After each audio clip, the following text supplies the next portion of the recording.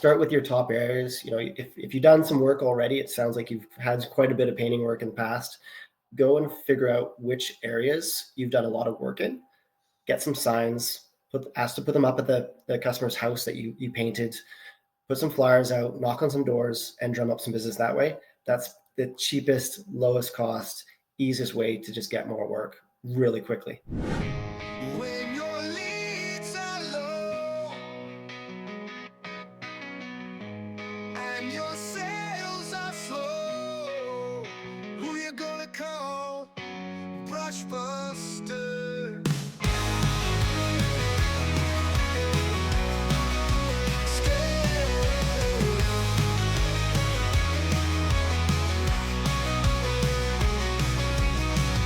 Scaling up the game.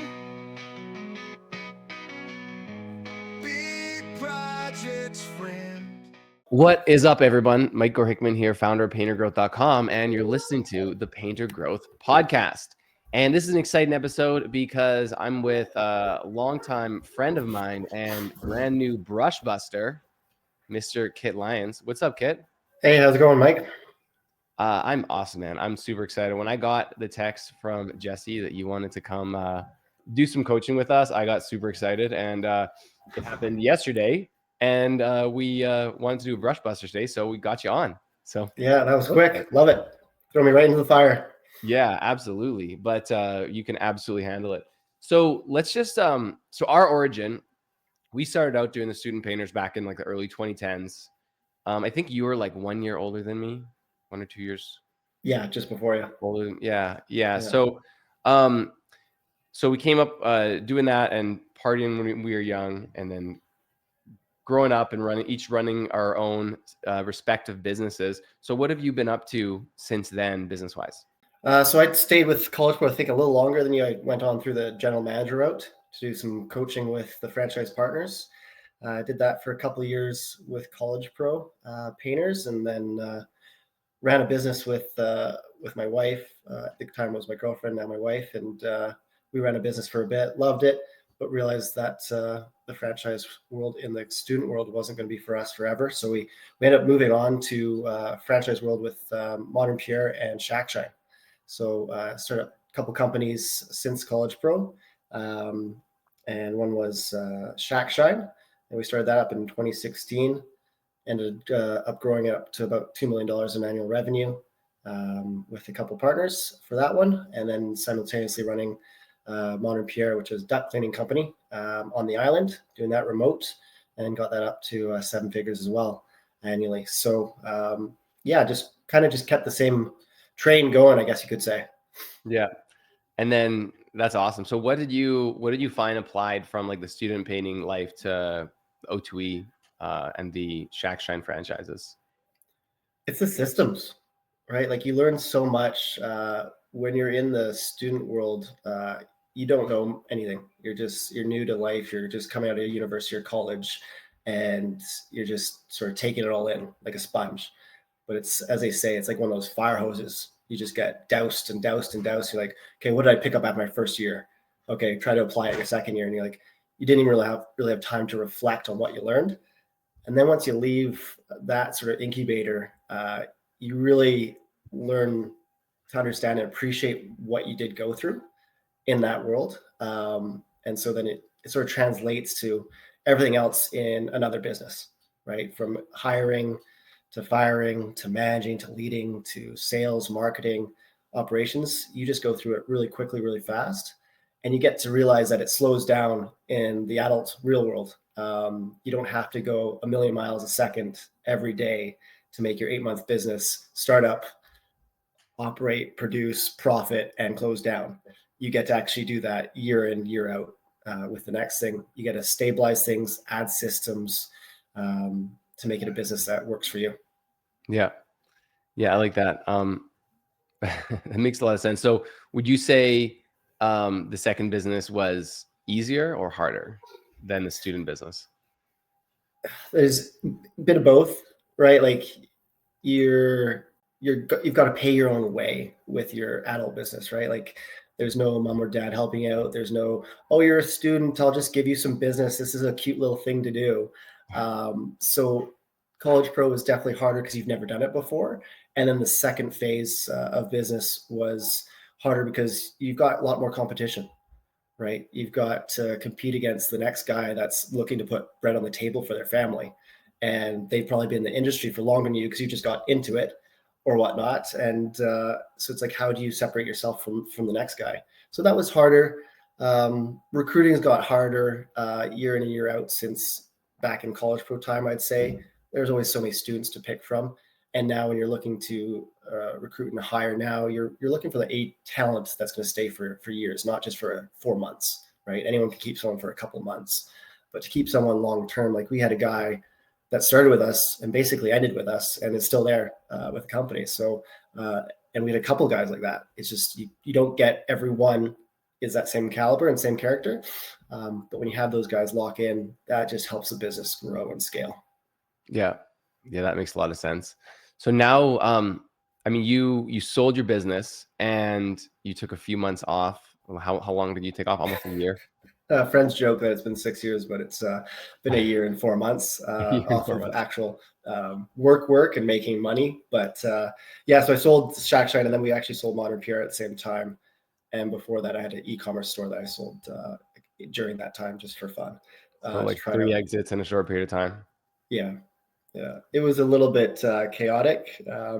So that's why take some time off, buy a cabin in the woods, raise my son for a bit, get to know him, hang out with my wife a lot. And now we're looking to get back into the real Amazing. world. Yeah. So when it comes to business, what do you feel are your strengths? Like, what are the things that you're the best at that you enjoy the most in business?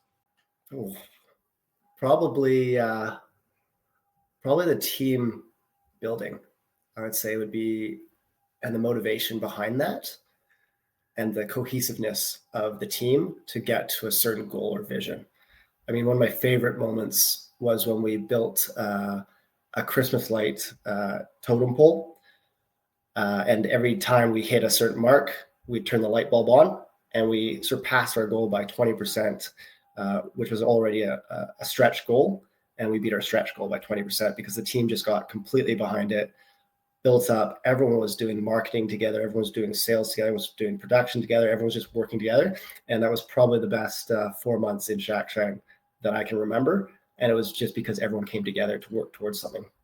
Yeah. And it was awesome. So I I'd say that's resonate probably with one of my that a traits. lot. Just with our last month, our December school games push, we had everyone on the team just working together towards the same goal. It was crazy hectic, but like it was really cool to see everyone like come together and like Totally. contribute in one direction. So Totally. can That's all I heard definitely from the guys. yeah. I mean, pretty much all the other coaches, which is awesome. And how about like your least favorite? What are like your least favorite parts about business that maybe you intentionally or unintentionally shy away from or don't jump into, don't get excited about? I'd have to think about that a bit longer. I mean, I love operations. I love the idea of the sales. I'm not the best sales guy personally. I leave that up to a lot of other guys that just love chit chatting with customers and making the deal. I love putting people in positions like that. So probably the least favorite part, it's probably the slogging in recruiting was my least favorite. And I did that and I'll do it, and I think I'll do it, decently. But it's just you come across 200-300 resumes, and you're like, okay, how do I decipher between which resume is good, which one's bad? I believe in casting the large net. I think that's probably my weakness. I think there's a better way to hone in on which candidates you're really looking for and bringing the 200 applicants down to 20. And so you're not sifting through as much paperwork and junk. So that's Yeah. probably one of my bigger weaknesses in the business. And yet we still hired, 25 to 35 people a year, a season. So it's like, I don't know if it's really that big of a weakness. It was just something it wasn't my forte compared to, I saw some other people do it in O2E system, and that's who we learned from. And that was pretty cool to watch. They were able to like sort of be that sniper kitty. If you ever heard that concept, Yeah. versus I was like, Dale. let's get this big net out there, grab everyone we can. And like, out of the 25 people, actually like 15 of them were good and 10 of them were duds. So it's like, how do we get through that a bit faster? Isn't that James Dale, Sniper Kitty? Yeah, a machine gun squirrel. Yeah. Yeah, that sounds Um, right. yeah. So I agree. I think recruiting is really frustrating. I mean, we now kind of, maybe you weren't back like 3 years. We weren't there 3 or 4 years ago, but now we are very much, I would say, in the realm of video applications. Like a 1 minute video application over a resume is so much. You get so much more information from it than a one-page static document that like Totally. ChatGPT probably wrote. Yeah, exactly. Or their mother-in-law or sister or friend or whoever, right? Yeah. Totally. Yeah. So, No, I couldn't agree more. That's awesome. That's a great pivoting a idea. little bit now, what are you most excited about when it comes to, um, coaching our clients and helping our clients succeed? I guess breaking through barriers, because I've coached before for a significant amount of time, and every time I coach, I love watching people just realize they can do more. The epiphanies that they get, they can do more, they can achieve more, and they're more capable than they believe. I think that's one of my biggest enjoyments in coaching, because even if I'm not directly saying coaching coach or coaching a client or something, I'm always coaching my business, right? So you're always coaching, whether it's your employees, whether it's your managers, whether it's your colleagues or your business partners. There's always an element of coaching and developing. So I think getting back into that and seeing some big wins, which won't happen right away. I don't expect people to go and get a win right after a coaching call, but little bits after a week, after 2 weeks, after a month, after 2 months, that's when you start seeing people like grow and develop. And that to me is, yeah, that's the best. Do you have any like coaching philosophies that you like to follow? Probably subconsciously. Yeah. I believe that people are far more capable than we think we are. We usually put ourselves down. And I think there's a lot of belief systems that we need to change. There's money systems. There's can we do it? There's a lot of negativity in our minds about that sort of stuff. It's like, how do we break through those? And then you just go for it. So I believe starting there and like figure out the person and how they operate and what motivates them is a big catalyst to good coaching. Um, and great question asking. Like it's one of those things, like, can you ask the right questions to help that person realize for themselves what it is, Hmm. um, Yeah, because that a they lot need to of times do? it's like they know the answer. You just have to help them find it. Yeah, 100%, 100%. Yeah, I truly believe that most people, not everyone, but like the vast majority of people who are business owners have the ability to run a seven-figure business. Oh yeah, It's yeah. just they don't know how yet. Like it's pretty simple, especially painting. It's simple, but it's not easy. So if you're given the frameworks, like it can become very doable. That's Well, like it's very seven, scalable. 8 painters full time. Yeah. Sorry, how many painters? Like 7 to 8 is $1 million business. Yeah, I mean, it's 2 crews, 3 crews tops. 3 crews, yeah. You Yeah, run 3 crews, do $1 million and yeah, yeah. cash No, I those love. fat checks, as they say. I love the $1 million mark. It's like that's something that I think probably 90% of people in this world don't ever achieve. And with the right systems and the right help and the right guidance, as you said, I think those 90% could, or at least 80% of those 90% could. The majority of people could if they give it a chance, for sure. I mean, we had a lot of $1 million businesses in our franchises, through systems and programs and just learning from each other, right? Like a lot we're getting there. So it's pretty cool to see. Yeah, there's a stat. It's like somewhere like less. I think it's less than 5% of businesses ever get beyond 1 million. Wow. Yeah, and Wow. it's like 0.5% ever get beyond 10 million. So it's yeah. So 1 in 20 to get to 1 million, and then like what, 1 in 200 to get to 10 million? Yeah. Yeah. Crazy. And then 20% of new businesses fail within the first 2 years, 45% fail within the first 5 years, and 65% fail within the first 10 years. Yeah. Scary So stat. yeah.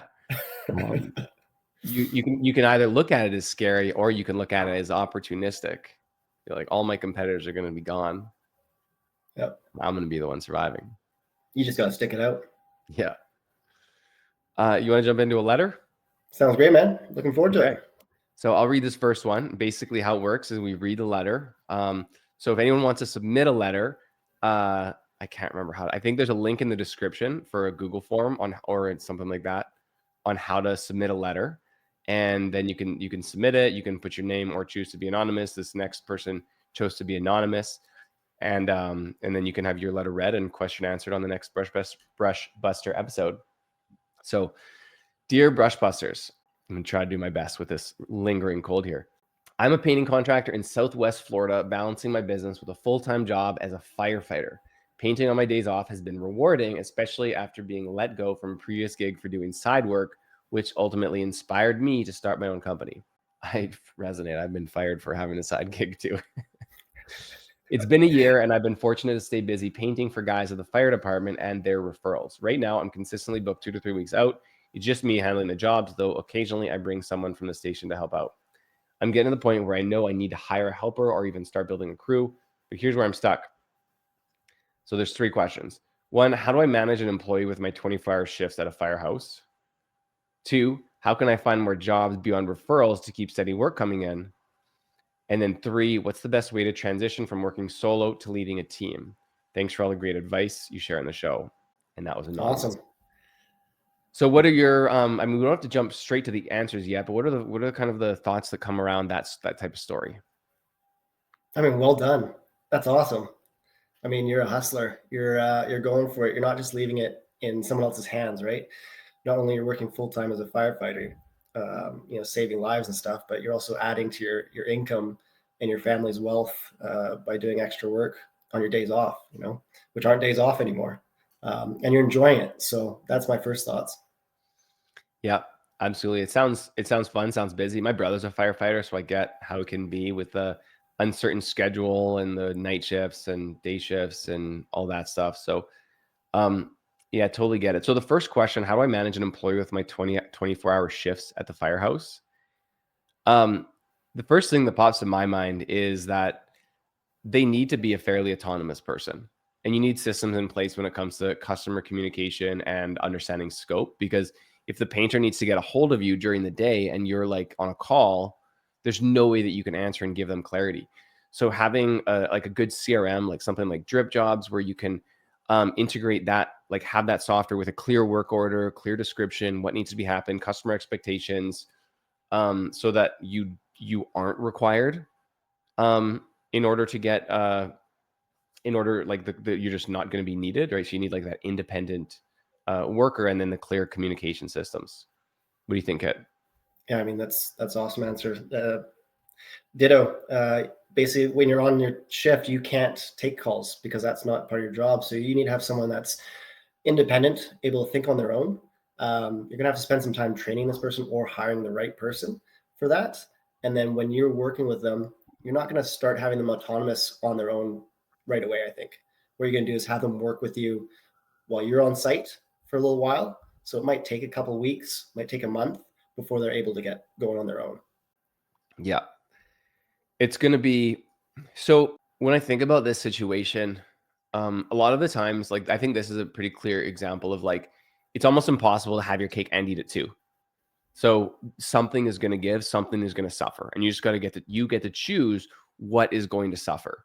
So number one, the first thing in this situation is going to suffer if you're keeping your job at the firehouse and also trying to start this up. The things that are going to suffer is that training is going to take longer. Employee costs are going to be higher because they're going to be undertrained while you're going to be unavailable. They're going to be sitting idle. You're going to have to pay for extra time. So that's going to be a longer ramp up. Customer communication might also suffer if you're unavailable, assuming you haven't already explained that to the homeowner that you are, an on-duty firefighter and you're not always going to be available. That can also be like maybe a good thing. They'll like that potentially, supporting emergency responders. But the other kind of thing that you might want to consider is like you have 2 to 3 weeks booked out. It might be time to make that ultimate decision. Because if you cut full time and just decide to go all in on your painting business, you have a few weeks of work and you spend this time implementing marketing systems, firing up your Facebook ads, firing up a door-to-door marketing team, getting out a bunch of door hangers, putting a wrap on your vehicle, putting out a bunch of lawn signs, and basically just like, talking to your church, your community center, and like really getting the word out. It sounds like you'd be able to get some more work. So like for you to stay busy, like it sounds like that's going to happen, and you'll probably already make enough money just yourself working full time to replace your firefighter income. But having that goal of bringing on a second painter really quickly, like that would be, higher risk, but getting you to that point of having a full-time business as quickly as possible. I don't know if you even said you're considering quitting a firefighting job, but that's what I think would be like the direction to making the most amount of money and being the less stressed would be choosing one. Totally. Yeah. And if that's not something he wants to do, like if he doesn't want to quit, because again, as you said, it doesn't say there, if he loves being a firefighter, then could he take a little bit of extended time off To set it in up. order, to set it up, as you said, right? Because I mean, there's lots of money in painting, right? So if he is able to take, a little bit of a sabbatical, however long that is, a couple months, get that business going, get that crew lead going, and then he can jump back into firefighting, either full time or part time as a firefighter because he loves it, or get that painting business really rocking because that's where you're going to have that life you want. Mm-hmm. Yeah. Yeah. I mean, the next question is going to be good. We'll get into finding more jobs beyond referrals. But yeah, I think first there's like a hard look in the mirror and that decision needs to be made. It's like, do I love firefighting enough that I'm going to sacrifice a bit on my painting business because it is going to take a lot longer and it's going to be harder to do both. Totally. But not impossible. Nope. Just need some coaching. Yeah. Just need some coaching. Yeah. Priority management, time management. Personally, I think if I was in that situation, I would like brand my company and be like very transparent with the homeowners that like I am an on-duty firefighter. We are like, so we might not always be available, but we're going to like help you out as much as we can and make that kind of a feature instead of a bug. Absolutely. People love that. They love supporting first responders. Yeah. And they love stories. Yeah. All right. Question number 2, how can I find more jobs beyond referrals to keep steady work coming in? I mean, I just explained like a few kind of what I would recommend, but like where would you go if you're trying to go more low cost marketing strategies, Kit? That's boots on the ground. As you said, it's get some flyers going, have some flyers with you, go knock on some doors. It's really simple. Start with your top areas. If you've done some work already, it sounds like you've had quite a bit of painting work in the past. Go and figure out which areas you've done a lot of work in. Get some signs, ask to put them up at the customer's house that you painted, put some flyers out, knock on some doors, and drum up some business that way. That's the cheapest, lowest cost, easiest way to just get more work really quickly. Because you can do it tomorrow. You could do it this afternoon, right? Like you're not restricted, especially being down in Southwest Florida. Man, I'd love to be down there. We're up here in Canada. It's got 3-4 foot of snow right now. So down there, you can go any time of the year. So, We still go though when you got 3 feet of snow, right? Absolutely. Yeah. We're hardened Canadians. I had someone from California message me once. They're like, I can't go. I haven't been able to go door to door all week. It's been raining all week. What are you talking about? Well, actually, right now they have legitimate reason not to go door to door. Heart goes out. Prayers go out to everyone in Pasadena and LA right now. Yes. Fires look crazy. So hopefully everyone's safe there who's listening to this. But that's the reason you don't have to go door to door if your neighborhood is on fire. But a little bit of rain, a little bit of snow. Get an umbrella. Get an It's umbrella. easy. Yeah. Yeah.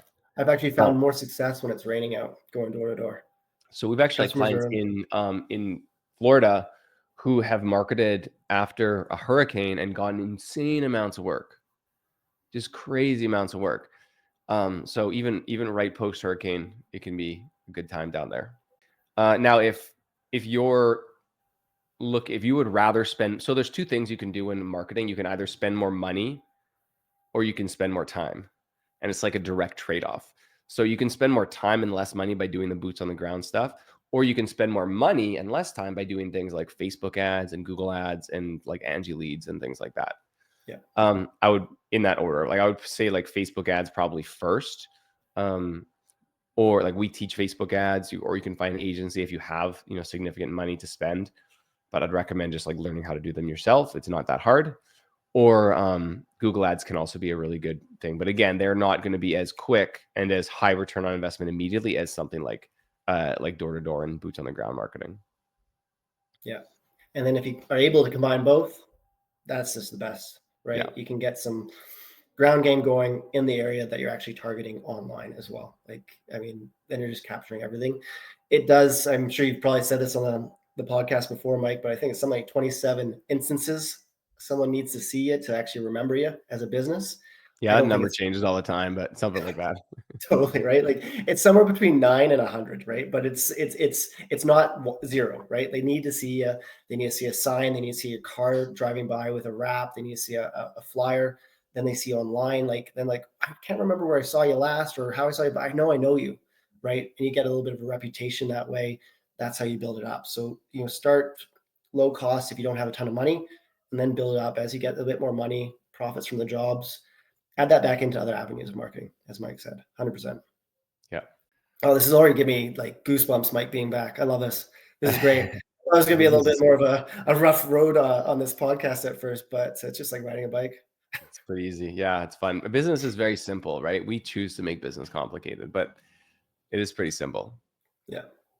Then his last question, or her, didn't specify, so we don't want to assume, but what's the best way to transition from working solo to leading a team? Actually, I'll let you answer this first, but I just did my podcast episode. I did a quick solo for yesterday, I think, and it was like the two most difficult times in business. And the first one is going from being a solo painter to hiring your first crew and to getting out the tools. So that's like the first most difficult challenge. And then the second most difficult challenge is going from one crew to multiple crews and spreading your time out. Right. So what would be your advice from going from a solo worker in the situation to leading a team? So it depends if that solo workers means that they're going to be leading a team that's going to be independent as well. So that's like a bit of it. There's obviously a transition curve from leading solo to having a team that's autonomous without you.